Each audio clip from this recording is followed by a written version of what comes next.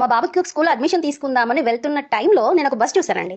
అదే శ్రీ సరస్వతి శిశుమంది స్కూల్. అయితే ఆ బస్ మీద ఒక క్యాప్షన్ ఉంది. అదేంటంటే విలువలతో కూడిన విద్య, అంటే వాల్యూ బేస్డ్ ఎడ్యుకేషన్. సో అదేంటో చూద్దామని చెప్పి ఆ స్కూల్కి వెళ్ళాను. అయితే ఒక 10 నిమిషాలు ఆ స్కూల్లో నేను చూసిన కొన్ని విషయాలు మీతో షేర్ చేస్తాను ఇప్పుడు. అక్కడ ఏం జరిగిందంటే పిల్లలు బస్ దిగ్గానే టీచర్స్ రిసీవ్ చేసుకోవడం, తర్వాత వాళ్ళకి కుంకుమ పెట్టడం, తర్వాత పిల్లలందరూ నమస్తే మాతాజీ అనడం, తర్వాత వాళ్ళ ప్రేయర్ చూశానండి. ఆ ప్రేయర్లో జనరల్గా ఏదో మనము వందే మాత్రం జనగణ పాడుకుంటామని అనుకుంటాం, కానీ అలా జరగలేదు. చక్కగా దీపం వెలిగించి సంస్కృత శ్లోకాలు పాడారు, ధ్యానం చేశారు. ఆ సంస్కృతి సాంప్రదాయం చాలా బాగా నచ్చింది నాకు. ఆ తర్వాత బర్త్డే సెలబ్రేషన్ చేశారండి.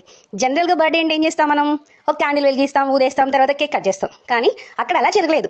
చక్కగా దీపం వెలిగించి అక్కడ పిల్లలు, టీచర్స్ అందరూ ఒక సంస్కృతంలో బ్లెస్సింగ్స్ ఇచ్చారండి. ఆ బ్లెస్సింగ్స్ చూడడానికి పాడడానికి ఎంత బాగుందంటే నేను కూడా ఒక 2 లైన్స్ వినిపిస్తాను మీకు.